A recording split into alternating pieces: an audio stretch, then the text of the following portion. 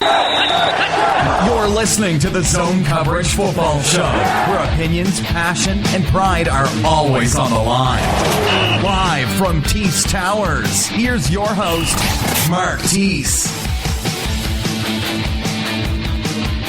Hello, and welcome along to the Zone Coverage Football Show. Happy New Year, everyone. It is Sunday, the 4th of January, 2015 already. Wildcard Weekend. The regular pigskin season is over. Boo-hoo to that. What Wildcard Weekend kicked off with a bang yesterday. We'll get into that later.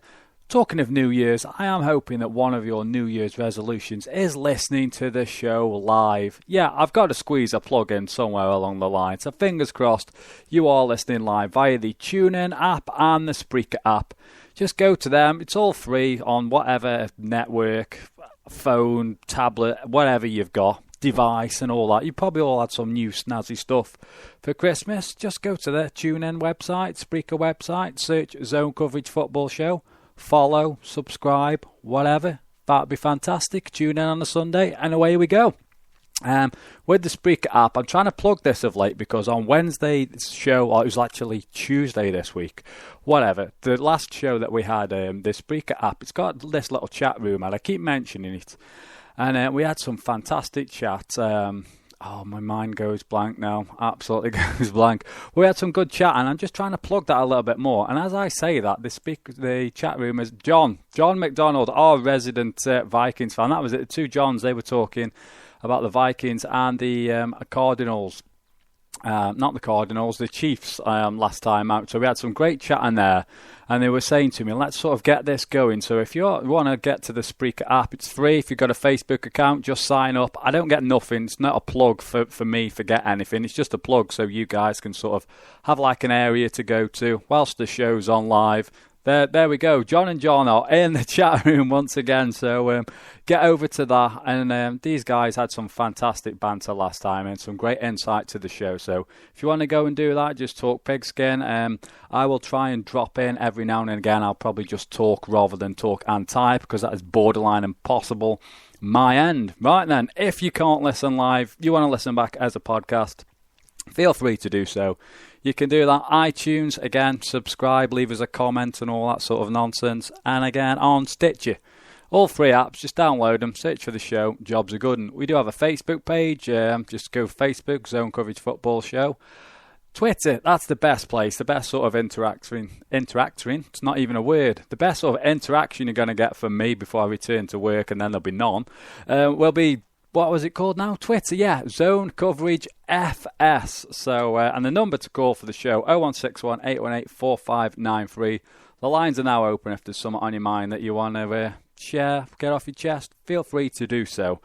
Right then, so here we go. Just looking at the two Johns, afternoon, Happy New Year, afternoon, yeah, the two of us again.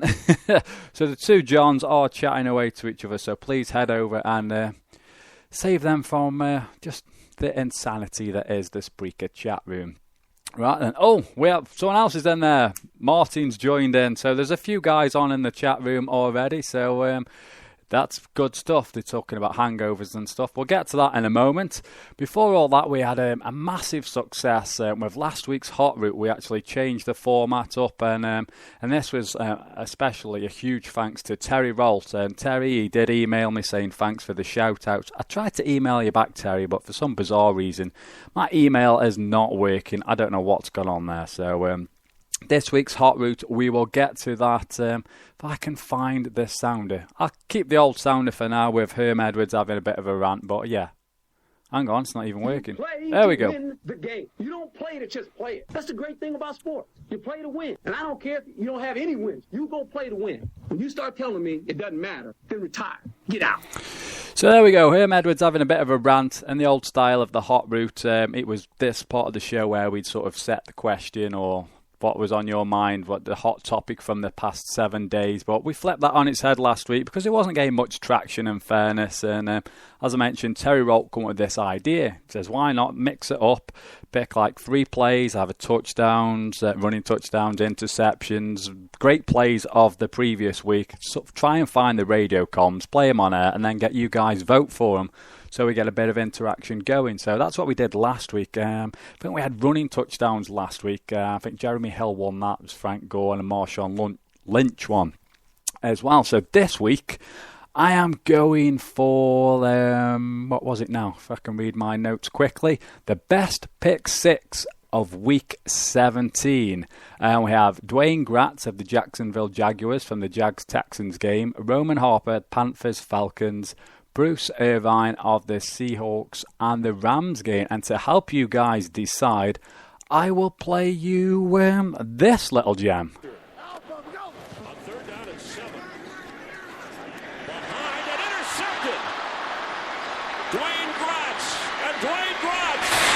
Takes it all the way in for a Jacksonville touchdown. Here's Ryan getting rid of it. And almost, in fact, it was intercepted. Scooped up by Harper. And Harper tries to dive in, and it's a touchdown. Delivers again to Kendricks, and he lost it. Ball picked up. Bruce Irvin. Touchdown, Seahawks. So there it is, this week's Hot Route. The calls for the Texans game there were got via Chris Myers and Randy Barber of Fox. The second game with the call on the Panthers-Falcons, that was Jim Nats, Phil Simms, CBS.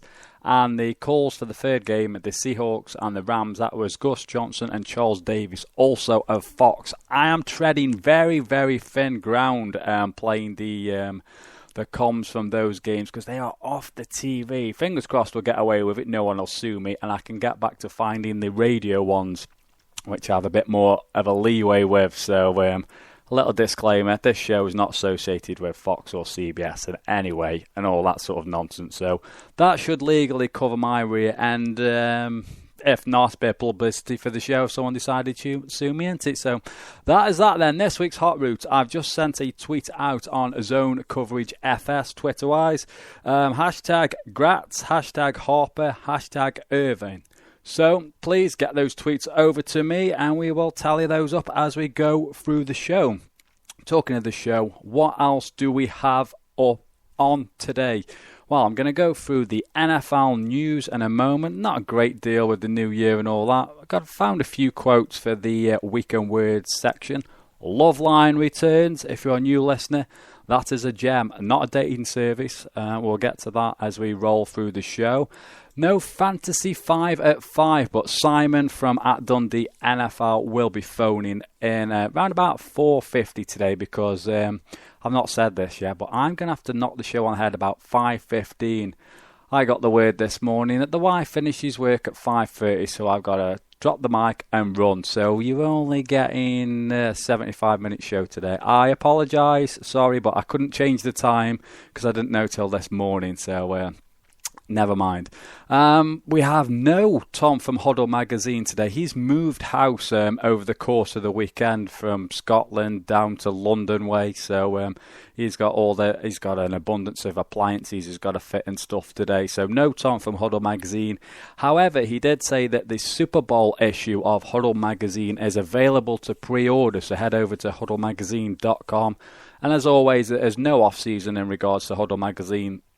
They'll be dropping a copy every month. So huddlemagazine.com, Huddle Magazine on Twitter. Head over, check out those guys. So that's all good. Again, for Dundee NFL with Simon, Martin, Russell and the gang as well. Please go check out their podcasts on iTunes, Stitcher and all that. Right now, I'm going to have a quick look in on the Spreaker app because it's bedlam in there. You're missing out. If you're not in the Spreaker chat room at the moment, you're missing out. The two Johns, Scott's in there as well, Martin. It's a bevy of football. There's more pigskin there than in the entire NFL. That made no sense. But anyway, they're on about the games from Saturday, so we'll get into that in a moment. Right, and then check in on Twitter, see if we have any votes coming in. Fan versus fan, yes, we have fan versus fan this week, around about 4:30. We have Michael representing the Bengals and Sam representing the Colts. So looking forward to that. That should be a good game. And we have one vote in already on the Hot Route, so I have to find my pen and jot that down. Right then, let's get into some NFL news. NFL news. Note to self, turn that down because that was damn loud, nearly deafened me. Right then, NFL news. Where shall we start? Black Monday, basically. Everyone, it's old news by now, but in case you've been in a drunken stupor for the last few days, Black Monday last Monday, Jim Harbaugh and the 49ers, they parted ways. Jets got rid of Rex Ryan and GM John Idzik. The Falcons got rid of Mike Smith. The Bears, they got rid of Mark Trestman and the general manager Phil Emery. And that was sort of Black Monday done and dusted. The Jags also got rid of some random coordinator. It escapes me, in fairness. So that's that to bed. On then into the next item I got. Tom Brady, the vein of my existence for the past about 10, 15 years in all fairness. He reconstructed his deal with the Patriots to ensure that they've got more cap space to win the AFC East for like the 1 millionth time on the bounce next time round. Brilliant stuff. Well, it is if you're a Pats fan, I suppose. But yeah, apparently now it's guaranteed against just injury, and the Patriots can also release them without a cap hit. So Brady, once again, doing what's best for the team. In fairness, I do slag him off because he does perpetually batter my Jets. But yeah, that's a good team player that we'd all welcome on our team, in fairness. Next, Dominic Sue, he was suspended for one game after treading on Aaron Rodgers' ankle, but that was then overturned. He appealed against that, and then he got a fine, $70,000 it was there, and that was the subject of much talk in the Spreaker chat room on Wednesday's show. So if you missed Wednesday's show, I mean, it was Tuesday's show we actually dropped that, didn't we? Go back, it's on the website, www.zonecoveragefootballshow.com. Check that out, give that a good listen, and there was some great banter in regards to that. On then, the magical mustache, Kyle Orton, he's retired. He has done and dusted, well, until a desperate team needs someone. Jets. No, the magical mustache, Kyle Orton, he has retired. Tom Coughlin, he will be back for the Giants in 2015. Doug Marrone, talking to Bills, I should have segued a little bit better there. He opted out of his contract with the Bills. Apparently, if there's new ownership, you get 3 days at the end of the season to say, sack this, I'm going, don't like your ideas. He's now been linked with the Jets job.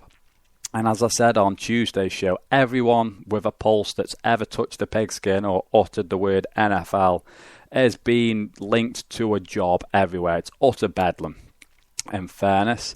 The Redskins, they parted ways with defensive coordinator Jim Haslett. Chip Kelly had some sort of bizarre reshuffling within the Eagles organization.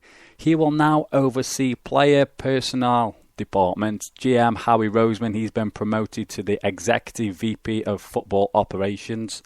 That just sounds like one of the cushiest jobs in the world.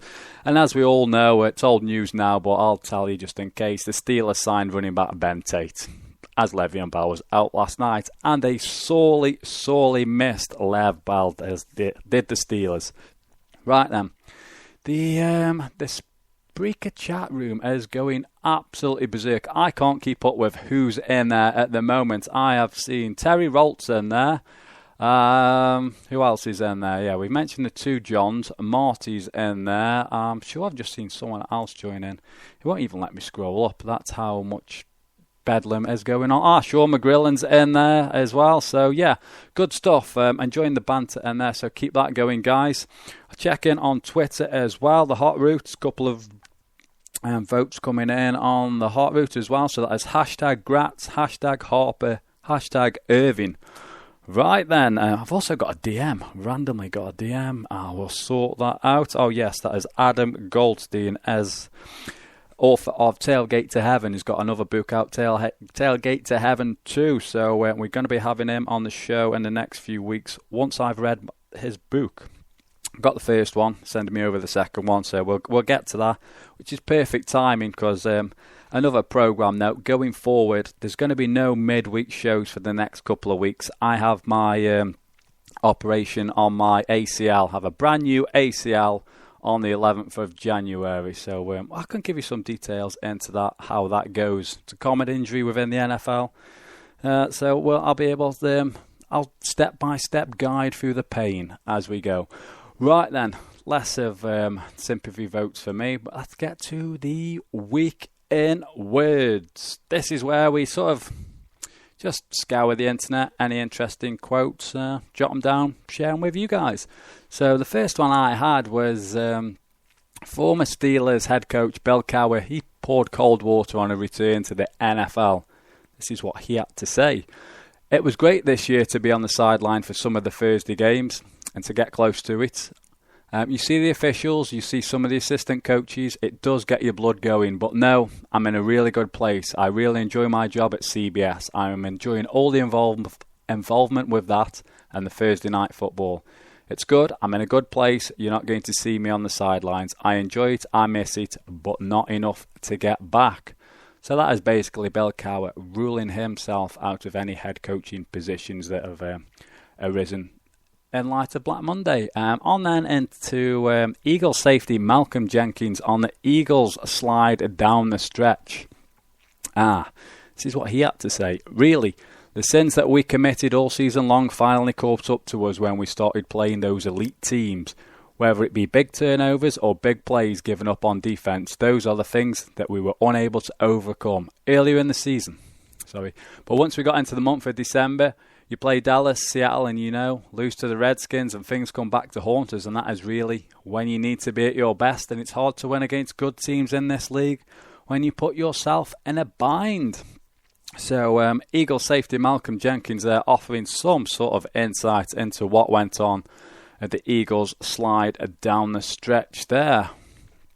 And the next sort of quote I got was Browns GM Ray Farmer on Brian Hoyer's return to the team. This is what he had to say. If he wants to be back, that leverage is definitely in his court to make that happen, Farmer said. Why have I read out Farmer said? Oh dear. Assuming that we could all agree to that deal, then the opportunity is available. If we can't come to that agreement, then he obviously would not be back. And that's a lot of work to be done in that regard. He was a big part of the success this year, but it's something that I just don't know if the circumstances can come together for him to be back here next year. So that is the weekend words. There wasn't a great deal going on, in fairness, with the new year and all that. Just checking in again there's not a lot going on Twitter because everyone's in the Spreaker chat room. I have no idea what's going on. But yeah, the main topic of conversation within Spreaker seems to be Rex Ryan becoming head coach for the Atlanta Falcons. Everyone seems to be that would be a perfect fit there. Right then, let's get into what shall we do here? What shall we do? I have no idea. Let's get into last night's games. Yeah, let's get into those games. Right then, we had the Cardinals 16, the Panthers 27. For me, I really, really enjoyed this game. The first half, that was all about the poor play of the special teams, in fairness. The Cardinals, they were forced to punt on their opening 3 drives, and they were absolutely awful punts, in fairness. Of course, the Carolina Panthers capitalised on them. It started in the Cards territory, their 48-yard line, come away with a field goal. The very next possession, they started on their own 43, 8 plays, 57-yard drive. It was then capped by Jonathan Stewart with a 13-yard rushing touchdown. That put the Panthers 10-0 to the good. And then Bursin, he muffed a punt, and that was an absolutely ridiculous idea. Why he decided to slide on his knees, and he slid on his knees, but threw his hands to the side. Surely you need stand on your feet and just jump. He would have jumped over the ball. Very, very bizarre decision there. But the Cardinals, they capitalised on the muff punt as Darren Fowles touchdown. Then Graham Gano for the Panthers, he missed a field goal from 43 yards. It got from bad to worse. Cam Newton, he was then picked off by Antonio Cromartie. The Cardinals do the business, and McGrice, he rushed for a touchdown, but that was sort of under review, and it looked like he'd fumbled just before he broke the plane, but reviews later confirmed that he just about broke the plane before the ball was knocked out. Cam Newton, he had some struggles, in fairness, in the game. There's a few passes that were just way, way off. Somehow the Panthers, they moved the ball downfield. They got a field goal with about 19 seconds left, hit the halftime, 14-13, and favoured the Cardinals. So 10 zip down, turned it round to lead 14-13 at the half. And the Cards' offense, in fairness, was... I don't know what you guys think, but that Cardinals' offense was poor. I didn't see any adjustments made by Bruce Arians as well. It was absolutely ridiculous because the Panthers, for me, they were loading the box. And the Cardinals, why did they not spread them out? It was ridiculous. You were asking for trouble. I know that they've got Lindley in at quarterback and spreading them out doesn't play to their strength. But not spreading them out played to the Panthers' strength. So it was just a very, very bizarre decision. Then let's get into the second half. The Panthers D, the longer the game went on, the more dominant that this Panthers D got. Thomas Davis and Luke Kuechly, they were all over the field. They were both absolutely outstanding. Ted Ginn, he fumbled on a kickoff. The Panthers recovered that. I think it was a play later. Fozzie Whittaker, got to have one of the coolest names just in the world, in fairness. He went 39 yards off a Cam Newton pass to put the Panthers 20-14 up. I've put Ted Ginn fumbles twice. My notes are all over the place. Anyway... Oh, right then. So that's it. The Panthers are up 20-14. On a 3rd and goal, I think it's later on in the game, the Panthers, they get a generous call. Actually, Jeffrey on Greg Olsen. There was a few generous calls throughout the weekend. In fairness, there was a couple in the Steelers game. Mike Talbot, he added a 1-yard touchdown, receiving touchdown. And then in the 4th, Cam Newton, he's hit as he's throwing the ball. The Cardinals, they recover that. They get back in it. At least you think they do. Ryan Lindley, first play after the Cards get the ball back. Interception. Luke Kuechly pretty much wraps the game up. The Cardinals, they get a safety late on. It was a poor showing by the Cardinals. I don't know what you guys think. Is anyone in the Spreaker room here? Where are we? It was just poor. I think I've missed that chat. We're all talking about the Jets and Rex Ryan. But the Cardinals fans, I did say last week, was this one game too many? They've battled adversity throughout the course of the season. And it was just one game too many for the Cardinals in the end. And I felt sorry for them, in fairness. The Panthers, they've come good now. I think that's 5 wins on the bounce. Cam Newton, he's been erratic, but he's also had some moments. He needs to work on getting healthy, basically, for the next game. So that was the Panthers 27, Cardinals 16. It was a good game. I enjoyed that game. It was a good game. It'd be better if I could read back my notes that I'd made. It's just a problem when you're scribbling down at about... It was late on one. No, that was the early game of the two. Anyway, let's see how my notes were for this Ravens-Steelers game. This, again, the first half was an enthralling game. Enthralling half of football, in fairness, before the Ravens pulled away in the second half. The only points of the first quarter came via the boots of Sean Swisham. He converted a 45-yard field goal on the back of a 9-play 33-yard drive that stalled. That was the story of the first half of the Steelers. In reply to that, the opening points for the Ravens came via as Flacco marched the Ravens 80 yards down the field. This was helped again by an unnecessary roughness call. It was judged helmet to helmet on Jacoby Jones, safety Mike Mitchell with the hit there. I can see where they're coming from with player safety and all that today, so maybe that probably should have just stand. That 8-play drive, that was capped by a 5-yard Bernard Pierce touchdown. Steelers, they added another field goal to make it 7-6 before the Ravens replied with a field goal of their own. This coming again off another long drive. This one was 70 yards, 10 plays. So the Ravens, they moved the ball pretty effectively on the Steelers. The Steelers didn't have an answer, in fairness. Steelers had a chance for a go-ahead touchdown before the half, but Antonio Brown, he was hit as he caught the ball in the end zone, only got the 1 foot down. They settled for the field goal. I think they were down by 1 at the half. Into the second half then. And the Ravens, they extended their lead with a Justin Tucker field goal from 45 yards. Steve Smith then decided to get involved in the game. He made a great catch, brilliant catch in fairness, between two defenders for a 40-yard gain. I think he caught the next pass as well. And then on a third down, Flacco hit Torrey Smith for a touchdown. Ravens were 20-9 up. The Ravens were all over Big Ben. I think they sacked him 5 times on the day. We move then into the fourth quarter. Justin Forsett, he fumbled the ball with a subtle pull of the arm to keep him away from the ball. I don't know if you guys saw this. Forsett was hit. Ryan Shazier's come in, and that's Forsett sort of scrambling for the ball, just grabs his arm, yanks him back, prevents him from getting the ball. It was a fantastic play. The very next play following that, Big Ben hits Antonio Brown for what looked like a big touchdown. The review pulled that back to, I think it was like the half a yard line. His knee was just down. But he then hit Bryant to make it 20-15. They went for the 2-point conversion, failed that. The Ravens, they settled for a field goal again in the fourth. As Torrey Smith, another player, he failed to get 2 feet down. Would have been another touchdown from Flacco. That was on a third down. Scores then 23-15. And then we had the most random interception ever. As Terrell Suggs picked off Big Ben, he caught the ball between his legs. Don't worry if you've not seen it. He didn't do like a handstand and catch it between his legs, and that would have been damn impressive. Imagine if he'd done that.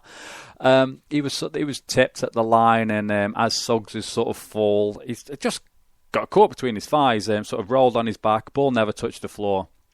That was an absolutely great pick. In fairness, Grockett Gilmore, who possibly gives Fozzie Whittaker a run for his money in the best name category, he rubbed salt into the Steelers' wounds with a 21-yard touchdown reception. The Steelers, things just went from bad to worse from that point onwards. They have a Dre Archer touchdown nullified. Big Ben then gets pummeled as he gets dragged to the ground, bangs his head, looks a bit dazed and confused in fairness. Goes off for 3 plays, comes back, his first play back, he gets picked off in the end zone. The Steelers had a safety later on a block punt, but it was just all over by then in fairness. It was a great game to the half. The Steelers put up a good fight, but the Ravens were just too much for them. They missed Lev Bell, did the Steelers. So that was that, 30-17. So those were your 2 Saturday night games. I admit I failed staying up. I don't know if any of you guys pulled an all-nighter. I got to about 2:30, hit the record button, and then got up early this morning and played catch-up. Right then, talking of playing catch-up, let's check in on Twitter. You can still keep going on the hot route. Hashtag Gratz, hashtag Harper, hashtag Irvine for the pick sixes. I will play that sounder again in a minute. We've got another vote coming in there from Will Davis, not only a hat rack. Tom Marshall, the Cardinals' season ended with the Palmer injury in November. The D were burnt out from too much time on the field lately. Yeah, that's a fair comment, Tom. In fairness, like I said, I think it was just one too many games for the Cardinals, who, to be fair, had an exceptional season. And they should be not. If I was a Cards fan, I'd be very, very proud. I know it's one and done, but I'd still be very proud of what you've achieved and that throughout the course of the season. And Bruce Arians, for me, fantastic coach. Right then, playing catch up then in the Spreaker room. It's going absolutely berserk. I can't really tell what's going on. It's scrolling up that fast. I have no idea. It's like a video printer on Final Score. So everyone, the rallying call to get on the Spreaker app has worked a treat. So much love for everyone that's in the chat room there. There's a lot of chat going on, and I can't seem to keep up with it, in fairness. Right then, Cameron, not heard of Cameron for a while, at C4MRIN. Hoping for the Seahawks-Dallas rematch next week. Hoping for a rematch with at Cow Yank. So we have a rallying call there for the fan versus fan, possibly. Talking of fan versus fan, let's get into that just now. I'm sure I've got a sounder for fan versus fan. Oh no, it's gone. All right then. I'm going to ring now. Fingers crossed these two guys are stood by their phones. Sam Brown, I am going to ring you now, sir. So fingers crossed we can get to Sam. Sam is representing the Colts today. So here we go with this week's fan versus fan. Some bizarre reason it's not letting me ring Sam. Here we go. Call Skype. Hello. Right then, so Sam, hopefully you're on the line. Just wait for this to get through. Is that Sam? Yep. Can you hear me? Yeah, I can, yeah. Hi, Sam. It's Mark from Zone Coverage Football Show. How are you, sir? I'm good, thank you. I'm good. How are you? Yeah, very, very well, yeah. You're representing the Colts today on the fan versus fan segment. If you want to sort of like give us a brief intro to yourself, how you became a Colts fan and so on, if you wouldn't mind.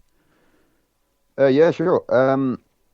Well, I first became a Colts fan when the first game of American football that I ever watched was a VHS recording of an old Sunday night game from, I think, about 2007.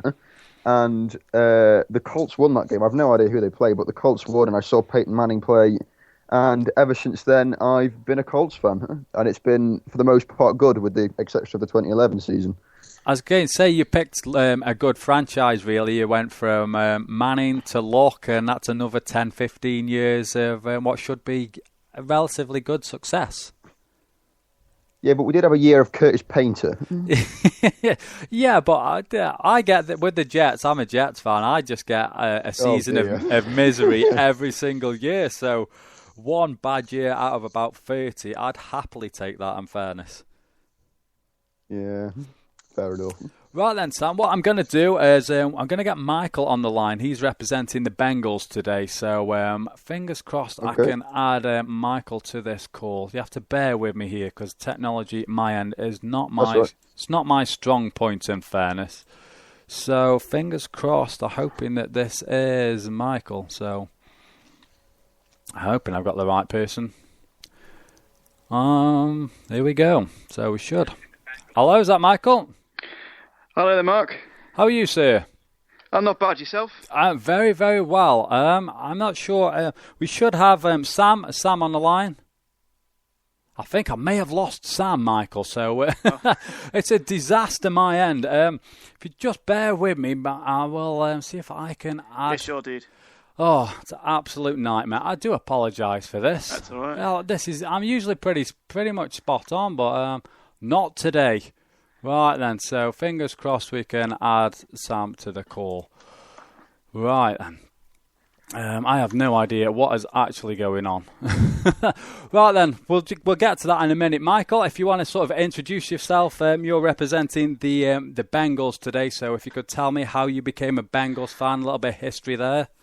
Yeah, sure. Well, I used to play back in early 2000s for the Derby Braves in the old Becaffle League, and didn't have a team as such, and everyone else did. And I think was watching the game where they were facing the Chiefs, who I think had gone something like 7-0 that year.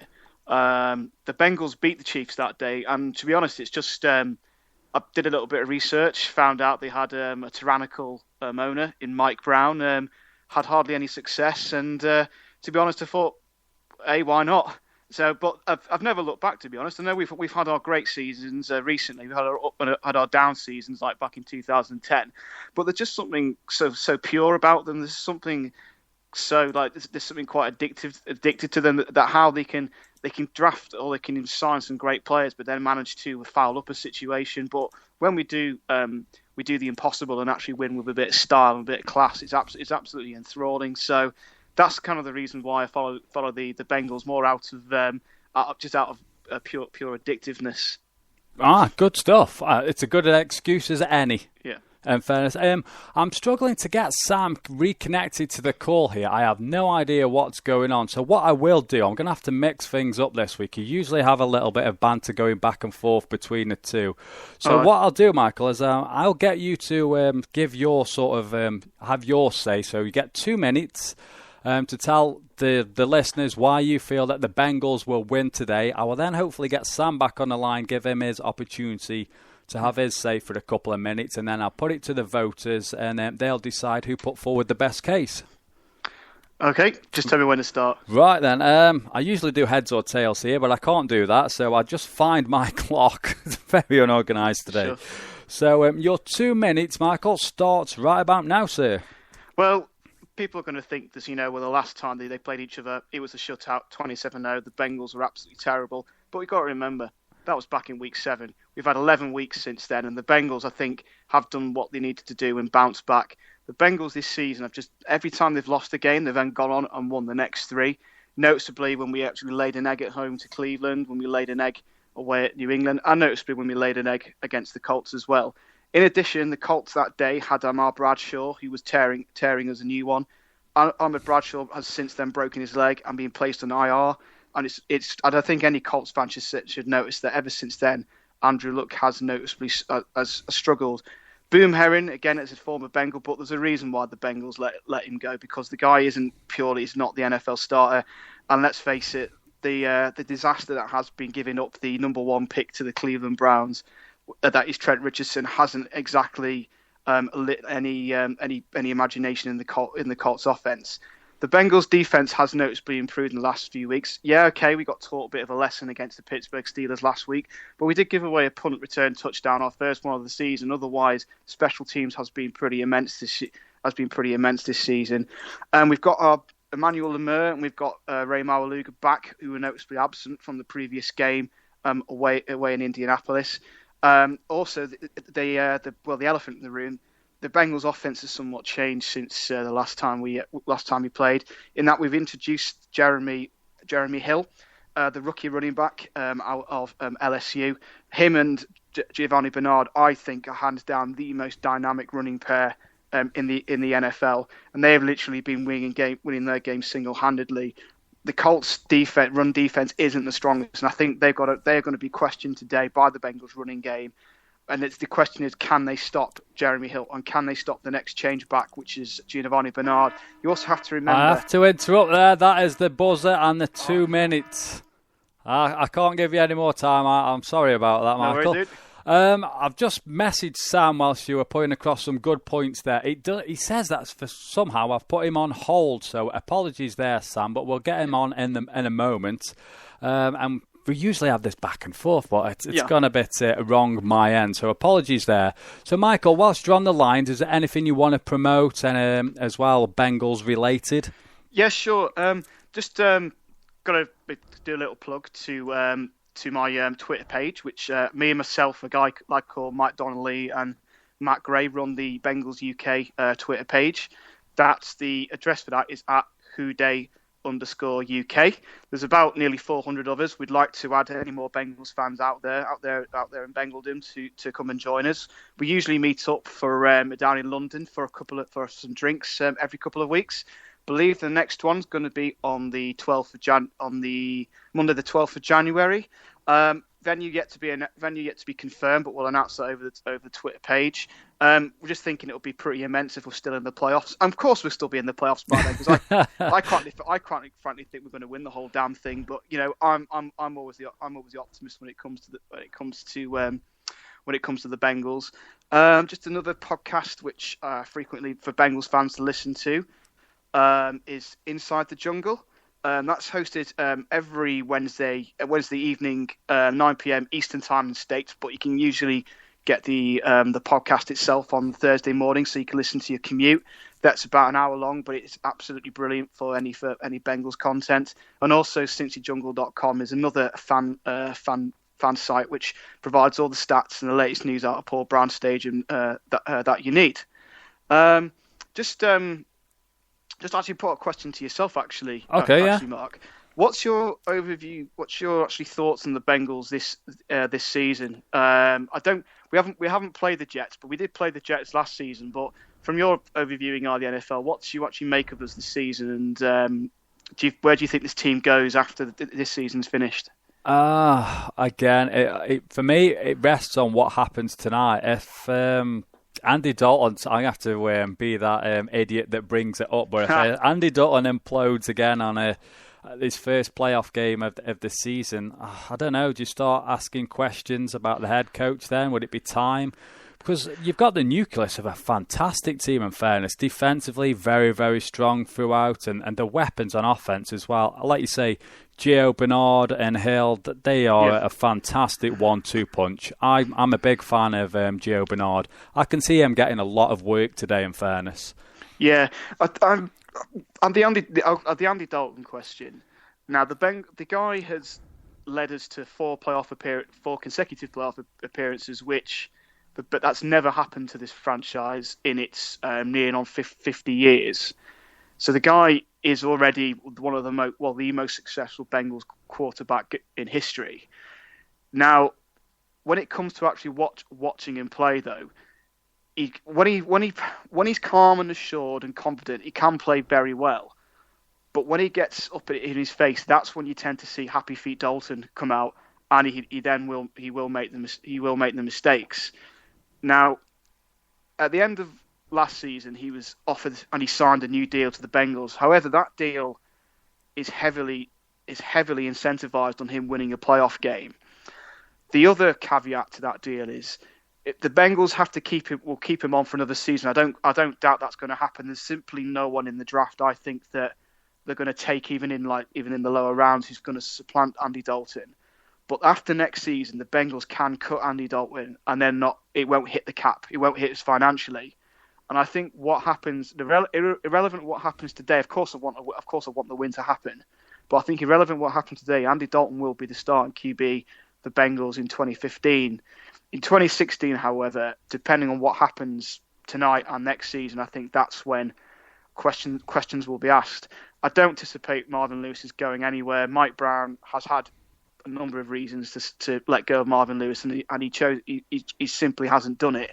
Whether that's financially related, but I think also Mike Brown recognised, and actually before Marvin Lewis, the Bengals had this decade where we were just awful. It was quite common for us to be in the top 5 of any NFL draft after having seasons of 2-14, 3-13, and we just muck it up. Marvin Lewis has brought us that stability and taken us to the playoffs. And you've got to remember the division that the Bengals are in with the Ravens, the Steelers, and the Browns. That's how irrelevant they are. They are now a competitive force, and they are. You see that the rivalry between the Steelers and the Ravens has increased in its intensity over the years. But that next step is winning that playoff game. It really is. Last season we were heavy favourites against the Colts. No, sorry, not against the Colts. That's against the Chargers, and we did well and truly lay an egg that day. I think this game suits the Bengals more, as our away record actually hasn't been too bad this season, and we don't do well as being the favourites either. We tend to actually do better as being the underdog. If you look at some of the results going into the last 3 weeks of the season, we went into Cleveland and shut up the media circus. That was the Manziel circus, giving them a stuffing 30-0. And then the second to last game against the Broncos, I think, at Paul Brown Stadium, we overcame that. We got that primetime monkey off our back. Granted, the Steelers game didn't go our way, but we qualified for the playoffs that day, and we're going into Pittsburgh. I think generally that there was a feeling around there that go out and win, but if it means injuring yourself, then try and take care. This Bengals team's also gone into New Orleans and into Houston this season and won, and also it swept the Ravens. We all saw what the Ravens did last night to our friends in Pittsburgh. So I think this team can do it today, because I think as a balancing act, I think we're a lot more balanced than we were last season, especially in the running game. Dalton, for me, hasn't progressed as a QB. The defense itself, the secondary, I believe, has improved, but I don't think the up front four has necessarily improved. But I think that's to do with age and injury. Geno Atkins isn't the same defensive tackle as he once was. He's struggled since coming back from his injury, hasn't he? Yeah, he's got better towards the end of the season, but Wallace Gilberry's been like the sack master, and Dunlap's both been sack masters this season. I think that's an area in the draft I think the Bengals may look to certainly add in the first or the second round. Yeah. Wide receiver as well. It's not been a great year. But Sanu came off to a bit of a flyer, but AJ Green's been in and out, and also he's out today, which doesn't help. Eifert's been out all season. Gresh has still been inconsistent. I don't think we're going to see Jermaine Gresham next season. But the biggest surprise for me has been Ryan Hewitt at running back, stroke tight end, stroke fullback. He's 7th round pickup as a rookie. He's been fantastic. His blocking's been impeccable. When he's been asked to run with the ball, he's taken care of it, and he's been a great pass catcher as well. So I think you're right in your summary. We've got the makings of a fantastic team. It's just that we need that. If the Bengals had Andrew Luck as QB, how good? Yeah, would this team be? That's a fair comment. That is, and with that, Michael, I don't mean to be rude, but I need to get Sam back on. Sure, mate. Because I think we've pushed about 10 minutes there, but definitely we're going to have to touch base with me next week. Give me a call back, and I'm definitely up for talking a bit more about the Bengals. Well, hopefully we're still in the playoffs, mate. Yeah, and you never know. I might be ringing you back in a minute if you win the fan versus fan as well. Yeah, sure. It'd be a bit of an upset if I did lose the fan versus fan. Can't get back on. Michael, you're an absolute gent. I appreciate the time and coming on the show. I'll stay on the Skype line if you get Sam back. Yeah, I'll listen to you. I'll be in touch. Okay then. I appreciate that, Michael. You're a gent. Thanks very much, buddy. Cheers, mate. Cheers, right, mate. Bye. And that was Michael there. Oh, here's Sam. He is on hold. So, hello? Hey. Sam. I have no idea what happened. I apologise profusely, and it did say you're on hold. I don't even know how the hold button works on Skype. But I have no idea. Usually we have the back and forth going there. It would have been with yourself and Michael, so this is a complete balls up my end, so I hold my hands up to that. Michael gave his point across. I don't know if you managed to catch any of that. But he sort of went for... No. He went for a while. He had the 2 minutes, and then he asked me a few questions and sort of carried on rolling. So what I shall do, I'll give you the floor, and I appreciate you holding massively, by the way. So if you want to just go now and tell me why you think the Colts will beat the Bengals today, sir. Okay. Well, I could mention the previous encounter that we had earlier on this season. The one where we shut them out and we beat them 27-0. But I think that'd be quite inaccurate to sort of use that, because I think these are definitely two sort of different teams now. But anyway, I still think the Colts are going to win this game, and it starts on defense. And we are massively helped by the fact that AJ Green is inactive, and also the fact that Mohamed Sanu leads the NFL in drops. So we're going to have Vontae Davis, the Pro Bowl corner, taking him down for the whole game. And then we must presume, therefore, that the whole of the Bengals attack is then going to go through Giovanni Bernard and particularly Jeremy Hill. Now, the Colts can stop the run. It just depends which team turns up. Because for the first half of the game against Dallas, they didn't do badly against DeMarco Murray. But I think that by the second half, the score was so big, they were so demoralised, they didn't really have a hope. But there's definitely the chance that we can beat them on defense. We've got Ricky Jean-Francois, Eric Walden, Bjorn Werner, Corey Redding rushing the pass, and that's going to be really helpful for us if we can get to Dalton. And also we've got Jarrell Freeman and DeQuell Jackson coming up the middle. But yeah, I mean, like, since now that they've got AJ Green down, if we can force them to 3rd and 8, and we've got Vontae Davis on Sanu, who's the only guy I think who's going to catch balls apart from Jermaine Gresham, we are going to stack the box, and we did that against Dalton earlier this year, and he didn't look comfortable with that, and I don't think he's going to be now. So if we talk about special teams, we are all pro. So our punter and our kicker are both all pro. So we've got Pat McAfee, who's going to help us out in field position, and then Adam Vinatieri went perfect to the final game of the year.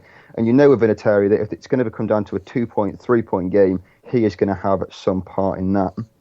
And then on offense, I admit that we have a weakness in our offensive line and our running game. But if anyone in the league is going to be able to succeed with a patched-up line, it's going to be Andrew Luck. And his targets are the Pro Bowler T.Y. Hilton, Kobe Fleener, who caught 8 touchdowns this year, great performance from him. Dwayne Allen, we all know what he can do, red zone threat.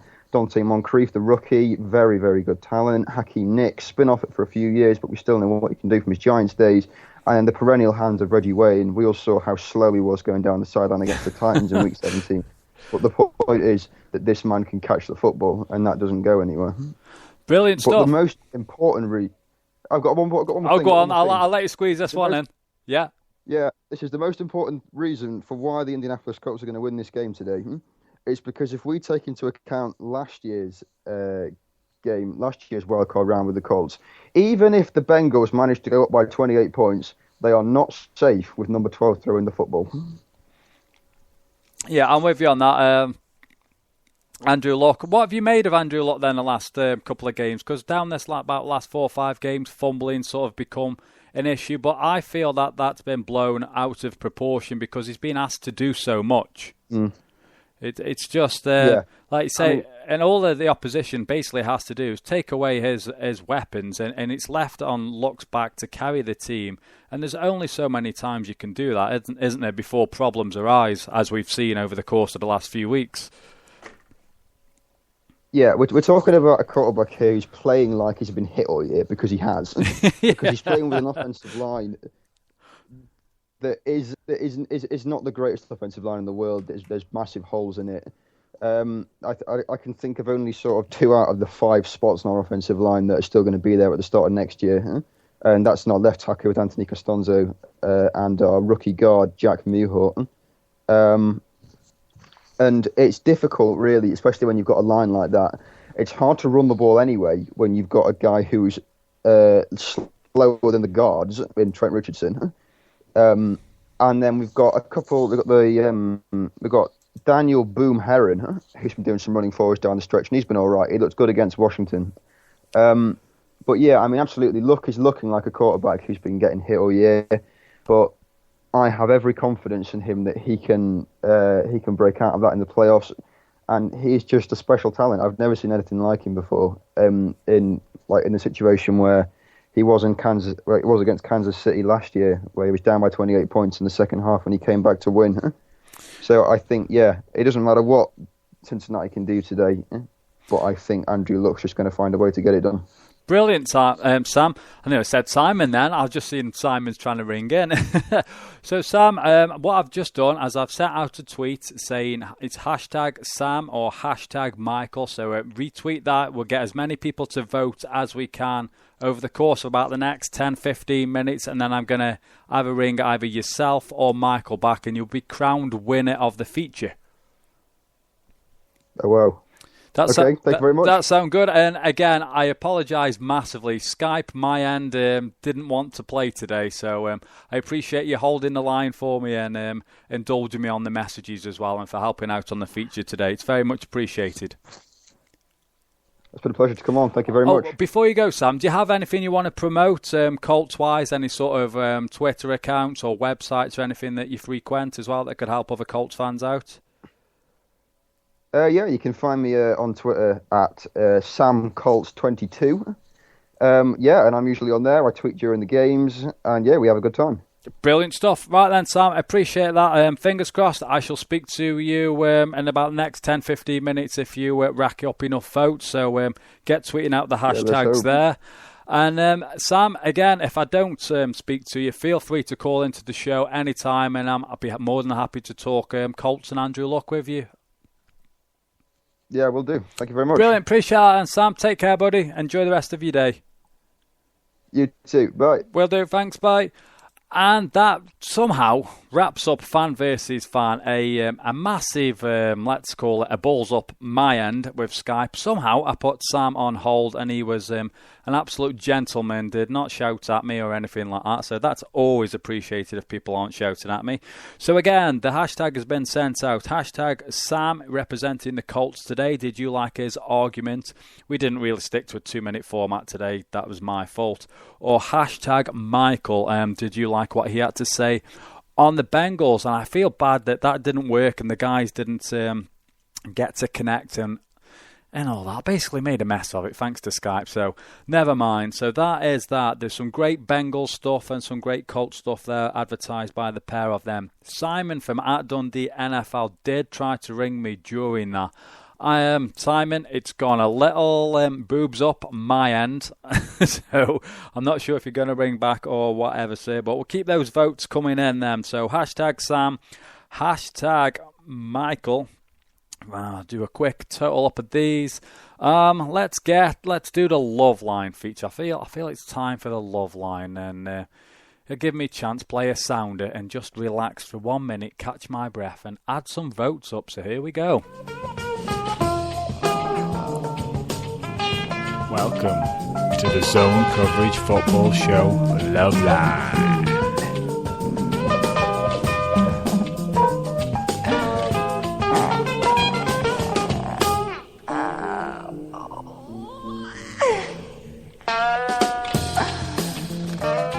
And yes, that signifies the Love Line feature. And if you are a new listener to the show, the Love Line feature, it's not about dating NFL fans, but that is a damn good idea. If anyone wants to sort of jump on the back of that, then feel free to do so. We might have to do that in a minute, as Simon is ringing, I do believe. Hello, is that Simon? It is indeed, Mark. How are you, sir? That is very good timing, because I just played the Love Line music, so a bizarre sort of feel then to this. Yeah, I believe you've been having a few technical issues, shall we say? Oh, mate, yeah. I had the two guys on, Michael and Sam, for the fan versus fan. I get Sam on the line, all going well, as I introduced him and everything like that, and then go to add Michael. Somehow I put Sam on hold. I didn't even know you could do that on Skype. And then, it's just been a disaster, mate. Oh, well, never mind. These things are meant to try us, aren't they? Oh, they certainly are. Right then, again, talking of disasters, I never messaged you in the week to decide what we were going to do today, so we'll just talk a little bit about the games if you wanted. Yeah, that's fine. I've got a couple of things. I've got an exclusive as well for the show. Oh, go on. I'm going to mention at the end as well. But beforehand, let's talk a bit of ball. Let's talk about the games. Had a look at the Cardinals and Panthers last night. Obviously, 27-16 to the Panthers. Not the best game to view, would you say, Mark? For me, I quite enjoyed it. The first half of both games were decent. Considering the Cardinals couldn't move the ball at all, and the special teams was an absolute mess. I can't remember his name. The punter for the Cardinals. Yeah. I'll guarantee you he's getting cut today if he's not already been cut. Well, what was he averaging? 20 yards or something like that? Yeah, I could. Yeah, it was bizarre.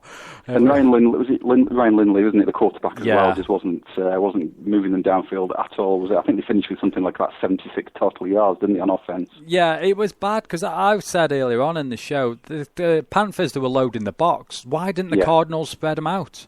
They didn't seem to sort of have a plan B, did they? No, it was no adjustments. We'll just roll with this, and then feel a bit sorry for them because I would have really liked the Cardinals to get to the Super Bowl in the home stadium this year. Said it on the Dundee NFL podcast a few times and answered some questions, and but the season went sort of down the Swanee, didn't it? When Carson Palmer was injured a few weeks ago, and they've only won a couple of games. So I think they've won 2 out of the last 8 or something like that. Yeah, been overtaken by the Seahawks and. To be honest, the Panthers have, and the whole of the NFC South has been a sort of the butt of a lot of jokes this season. But the Panthers got a little bit lucky, really, I suppose, in terms of who they played. Yeah, the Panthers have come good, haven't they? I think it's 5 games down the straight now, and like you say, that division's been a bit of a mess. And for the Cardinals, I'd hang my head. I wouldn't hang my head, actually. I'd hold it up high because, like you say, it's been a tough season. They've done themselves proud. Bruce Arians has done a great job there, and with all those injuries. Because I think after they were 8-1, weren't they, after 9 weeks? Yeah. The best record in the NFL. Palmer was looking really good at the quarterback. Andre Ellington was in full speed at running back as well. Yeah. And they were getting the wide receivers involved, etc. And then, obviously, injuries have hit. Injuries have hit the defence before the season as well, so they did really well on defence. And then it's just been on a bit of a downer, really, since then. Yeah, it's been one of those disappointing sort of. It's like it just petered out, didn't it? And it was and it did. I think it was just definitely. 1 game too many, which is a shame, really. Yeah, shame I had to go down. It is a bit of a shame. And then obviously going on to the Ravens, the Steelers bash up, shall we say, on later on last night. Saw some of that, not seen all of it. But yeah, from a neutral Browns fan point of view, not exactly the best game to watch from my point of view. But I still like to see them going hammer and tongs together. And I was actually quite surprised with how easy it was for the Ravens, really. Yeah, again, the Steelers, they couldn't get anything going really, could they? It was like red zone efficiency was poor. Ravens defense, they came to play. They were outstanding. Oh, absolutely, and they're always very, very tough to beat, the Ravens. I mean, they finished the season 10-6, and the Cowboys' record could have been a little bit better than that. But at this time of year, get to the playoffs, they're always very, very tough to beat, shall we say? And they've certainly deserved it. But Steelers, a bit disappointing really for me. They didn't put up a better fight. Yeah, especially at home as well. I think it was like say the no Lev Ball killed them, didn't it? In the end. Yeah, absolutely. And then, of course, we've got the games tonight, starting with the Bengals at the Colts at I think it's around about 6 o'clock-ish, isn't it, our time, roughly? Yeah, 6:05 kickoff is tonight. Yeah, I think you fancy there, Mark? I took the words right out of my mouth. I'm going for an upset, as in an upset being Andy Dalton's going to win on prime time in a playoff game. I'd actually quite like to say I've got a bit of a soft spot for the Bengals, fellow Ohio team, shall we say. They do deserve a little bit of success, and they certainly deserve a playoff win for sure. AJ Green's out, isn't he? Yeah. Which would be a big thing for me, big concern for me if I was a Bengals fan. I just don't think. I think with him out, they've got a good running game with Jeremy Hill. He's really on fire at the moment. If the Colts can stop that running game, I think they've just got to make Andy Dalton throw that ball. Yeah. I think Gio Bernard will have a good game today. I think Gio Bernard, he'll be in for a big game. You watch him on third downs out the backfield. I think he'll have a good game with receiving wise. Yeah, I'm just not sure the Bengals can. If the Colts are sort of firing on all cylinders on the offense, I'm not sure the Bengals can match them. Yeah, I suppose that the Bengals pass rush is nothing special, is it? In fairness, no, not particularly. I mean, it's not as good as it was in the last couple of years. I mean, still decent, but it's not as good. The Colts defense, again, isn't great. I mean, it could be a high-scoring game. You know, I hope it is. I hope it's quite a high-scoring, entertaining game. But yeah, I'm just going to have to. Colts the home team as well. Looks there, obviously one of the best QBs in the NFL. He's got a decent receiving core as well. I think if they can get a little bit out of the running game, which they haven't got much out of the Colts, then we'll just have to see how they go. But I've got to back them as the home team and slight favourites for that one as well. But moving on to the second game should be a cracker as well, shouldn't it? Which is I think it's about 20-10. The Lions at the Cowboys. How do you feel that's going to go, Mark? I'm going again. Lions. I am going the Lions because I think with Tate and Megatron, they'd be too much for the Cowboys D. Right, and I'm going to go against that as well. So I'll have to say I'm going to go for the Cowboys at home. The Lions D is good. I think it's second rated in the NFL after 16 weeks in the regular season. But I'm just still a bit dubious about that Lions offense. They're not scoring points, and again, the Cowboys, that offense they've scored quite a lot of points over the last few games. Romo's hitting his peak form at the moment. They're getting a lot out of Des Bryant as well. A lot out of the other wide receivers and the tight ends. The running game is obviously fantastic. It'll be interesting to see how they do against that much vaunted Lions front four, including the Stamper himself and Dominican Sue. So yeah, it should be interesting to see how they do. But I just think the Cowboys have got too much firepower. Yeah, this game for me, it rests on Matthew Stafford. What version of Stafford do we get? If he comes out, and for me, he's been reeling it in. If he comes out firing, is willing to take a few shots, I think he can win it. But if he comes out and sort of hesitates and he's been reserved for me. He needs to just play without a care in the world. Play as if it's his last game. Play as if they're going out. It's garbage time. Just loosen up and just see what he can do from that sort of point of view. Yeah, they have. They've been solid, if unspectacular, haven't they? Yeah, it's been weird. And that offense has been lighting scoreboards up in previous seasons. And it's just not happened this year, has it? Yeah, it's been like a complete role reversal. It's baffling. Yeah. It really is, because like you say, we know what we get with Stafford. He can be erratic. He's going to get picked off. He's going to make dumb decisions. It's like a fat Jay Cutler. Yeah, a fat ear. But yeah, that you sort of with those sort of quarterbacks, you've sort of got to live and die with that aspect of their game. Yeah, of course, yeah. He's the old. He's a Brett Favre type, isn't he? He's a bit of a gunslinger, isn't he? In true nature. So just let him get on with it. Let him do what he does best. Yeah. And like you say, Mark, I totally agree. You live and die by it, don't you? Yeah, especially with those weapons, Tate and Megatron. He's not had a Tate before, and Tate's got, I think, about 300. Is it 200 or 300 yards more than Megatron on the season? So yeah. I don't know. It's going to be, either way. They're both going to be interesting games. It should be. Definitely, good, definitely. Good. Right. Okay. This exclusive. Oh yeah, you hit me with it. Obviously, we'll be Dundee NFL podcast. Will be back up and running for the new year next week, and everything sort of touching wood. We're going to have a gentleman called Adam Goldstein on. Now, some of your listeners may have heard of him. He wrote the book Tailgate to Heaven, should I say? Yeah. Which he came out a couple of years ago. Now, Adam sort of left everything basically. He's based in London.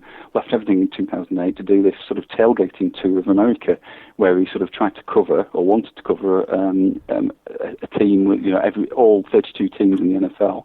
Through a season, go and watch a game through all 32 teams. Now, he sort of did a driving tour of America, and to do that, he travelled over 65,000 miles. I think he watched actually 40 American football games in 18 weeks. That's what he watched, which included NFL games and college games and regular Canadian as well, I think, possibly on that one.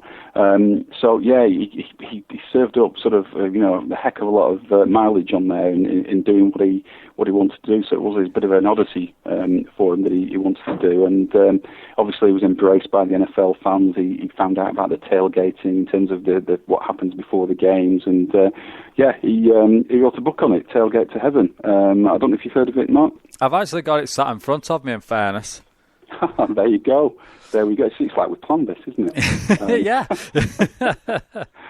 So we're fingers crossed. We're hoping to have Adam on the podcast this week. So we're going to talk about that book, to talk about what he went through in a few years ago, and he's also did a follow-up as well called The Tailgate Night Rises, which I love that name as well. So he went back again, and he went living. He spent half of the season living on a converted classic American school bus. Nice. So what he did was he tailgated and cooked British food at NFL and college games. So that should be interesting as well. So I'm going to get him. That's come out. I think that came out in September this year. That book. So I'm going to get him to tell everybody about that as well, and his experiences in America. So that should be really, really good. I'm looking forward to that. Should be good fun. Yeah, definitely. And then we've been in touch over the last sort of 2 or 3 weeks with the main man on Sky Sports himself, Mr. Jeff Reinbold. Now, we had him on the podcast last year, I think it was last March or April, something like that, when I interviewed him. It was absolutely fantastic. Gave us plenty of time. Answered lots of questions. He was absolutely brilliant. Said he'd come on again. Managed to contact him a few weeks ago, and we're hoping to get Jeff on in the next few weeks as well. Wow, big things then for at Dundee NFL. Indeed, big things for myself and the wee man. It's a good way to start the new year. Hit the ground running. Absolutely, and that starters mean to go on. Brilliant, and of course, we'll figure something out for the next few weeks, rolling throughout the off season as well, won't we? We'll of course we will. Keep something regular going. Just talking about some of the games, and there's plenty to talk about in the world of American football. Yeah. As per usual, even when the season finishes, you've got the draft coming up, you've got all sorts going on, you've got all the free agency, you've got the firings and the hirings and all that sort of thing as well. So there's always lots and lots to talk about. Yeah, and failing that, we can just slag off Skype. Absolutely. And, we can't go, a few weeks without doing that, surely. No, we can't. No, it'd be rude not to. Oh, as always, Simon, your time is very, very much appreciated. I know I asked you to pop on a little earlier today when the wife decided to finish work as I'm broadcasting, which is rather rude her end, I might add. It's no problem. Yeah.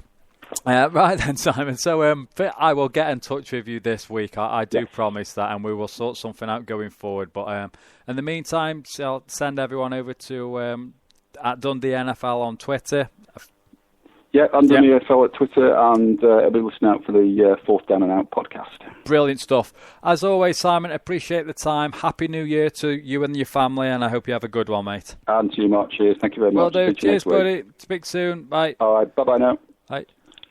So that's great stuff there from Simon at Dundee NFL. So, right then, a busy show. I am somewhat flustered. The Love Line, I'm going to cheat this week. The Love Line, I played the theme music. I'm going to roll them over. I didn't mention any names. I'll roll them over. It gives me some content for next week. Fan versus fan, I'm going to have to ring the winner back now. Just say congrats and then pretty much put the phone down. So this is what happens when the wife changes the plans. So blame the wife. Right then, so Skype again. Let's get back to Skype. I am now ringing. The lines are shut, by the way, in regards to fan versus fan. Everyone that voted, everyone that's listened in, the Spreaker app's gone absolutely berserk today. I'm loving that. I managed to actually type a few times in there, so that's a plus my end. So right now I am ringing back the winner. So how do I ring back the winner? Fingers crossed he should answer. Right, so here we go. Winner of the fan versus fan. Fingers crossed. We don't seem to be getting anything. This is not good. Pretty much sums up the show today, in fairness. So, no, we have nothing. I wonder if this... Hello, is that Sam? Hi. Yeah, how are we doing? Congratulations, Sam. It's Mark again, just ringing to say you scored the most votes today. People liked your case that you put forward. Oh, wow. No, this is more pressure to actually win the game.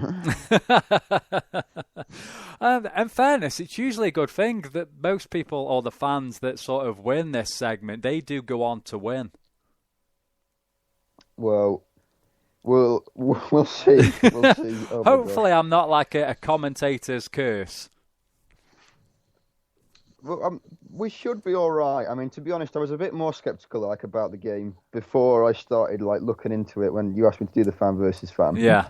And I sort of looked into it a bit more, and then I sort of had a look at it, and I thought, you know what? I think we really can win this. Yeah, and you can sort of you can read a few stats and stuff, and you get carried away, and then there's one that casts some doubt, and I think you just end up getting in your own head the more and more you read at times. Yeah. But no, I think the whole point is just with AJ Green going down, I think that just helps us so much with the way that we can play them on defense now. We're trying to shut down Jeremy Hill. So I'm just, I think we've got a chance. Yeah, I do too, Sam. I appreciate you coming on the show today. And like I said before you went last time, anytime you want to come on and talk Colts or just anything within the NFL in general, feel free to do so. Yeah, we'll do. Thank you very much. Appreciate that, Sam. Thanks for the time. And I forgot to mention, there's no great prize on offer. It's just personal pride. Oh, it's fine. No, I've got enough personal pride. Well, we'll just add to that for you then, Sam. Right then, Sam. Again, I appreciate the time. Thanks for sort of bailing me out and being an absolute gent as I put you on hold for what must have seemed like an eternity. Oh, that's all right. Yeah. Okay then, Sam. Take care. All the best to your Colts tonight, and hopefully the fan versus fan gets you on a winning start to the day. Thank you very much. Okay then, Sam. Cheers, mate. Speak soon. Yeah, bye. Bye. And that was fan versus fan. Somehow, I'm not sure we quite pulled that off to any form of professionalism. There's the word, professionalism. That'll never get uttered on this show again because it is far from that. Right then, a massive thank you to Michael Smith as well, who took part today on the fan versus fan. Michael, as I just said to Sam there, next week or going forward throughout the off season, do feel free to ring in. It'll be a pleasure to get you back on the show, sir. Love talking ball with you. You can clearly, you know your Bengals stuff. Put forward a great argument, and as it the case with this feature, really, as good as an argument you can put forward, it basically boils down to a popularity contest with who's on Twitter at that current moment in time.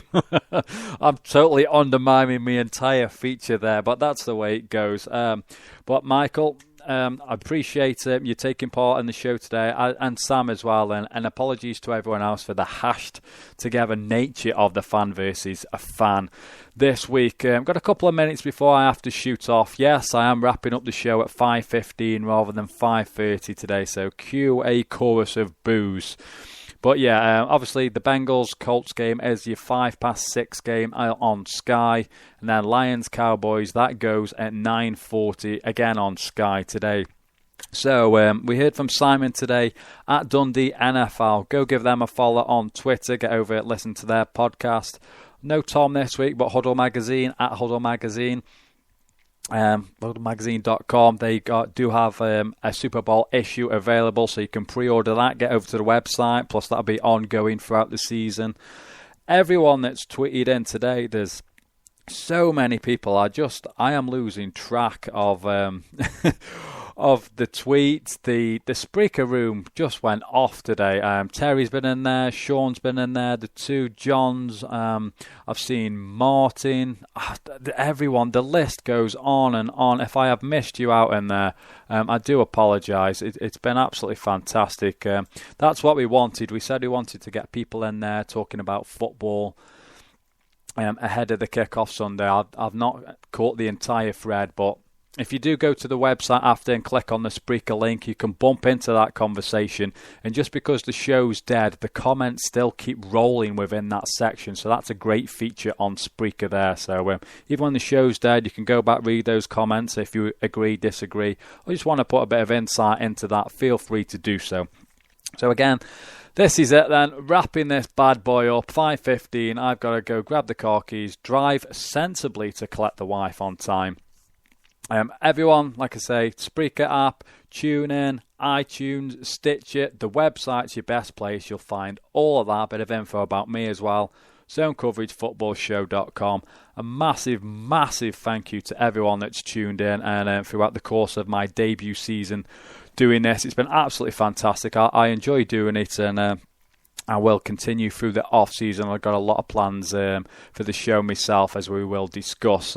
Sorry I couldn't get to the game previews. I did have those written down, so I feel like I've shortchanged it in some respect today. But hopefully you've enjoyed the chat from our Bengals and Colts fans, and from Simon as well. So all that's left for me to say is enjoy the Wildcard Sunday, and I'll be available on Twitter in about half an hour to an hour or so. So remember, hustle hit. And if I can find me sounder, hustle hit and never quit. Happy New Year, everyone. Thank you for tuning in to today's show. Unable to listen live? We've got that covered. Simply search the Zone Coverage Football Show in either iTunes or Stitcher Radio. And don't forget to subscribe. All our shows and details on how to call into the show can be found on the website, www.zonecoveragefootballshow.com.